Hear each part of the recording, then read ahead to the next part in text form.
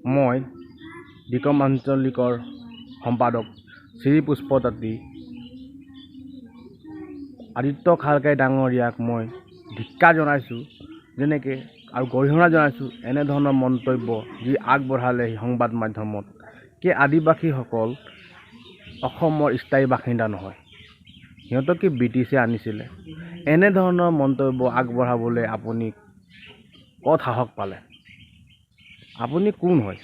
Tribal সংঘৰ সম্পাদক এজন হৈ কিনে আপুনি আদিবাসী সমাজক লৈ সমালোচনা কিয় কৰি আছে? আমাক এছ.টি. লাগি আমি গণতান্ত্ৰিকভাৱে আমি আন্দোলন কৰি আছোঁ। আমি ভাৰতৰ সংবিধান আৰু বুৰঞ্জীৰ মতে যি আমাক প্ৰাপ্য, আমি সেই প্ৰাপ্যৰ কাৰণে আমি যুঁজি আছোঁ। আপোনাকতো বিচৰা নাছিলোঁ আমি কি লাগে কি নাই। আপুনি যদি এনেধৰণৰ যদি মন্তব্য অনাগত দিনত যদি আপুনি আগবঢ়াব, তেনেহ'লে আমি সদৌ অসমৰ আদিবাসী ছাত্ৰ সন্থাই এনেদৰে মনে মনে বহি নাথাকিম। কিন্তু আপুনি যি মন্তব্য আগবঢ়ালে সেই মন্তব্য আদিবাসী সমাজৰ আগত আহি কিনে আপুনি ক্ষমা খোজক, নহ'লে অন্যথা দিনত আমি জংগলী আন্দোলন কৰিবলৈ বাধ্যতা হ'ম আৰু এই আন্দোলনৰ দায়ী আপুনি হ'ব।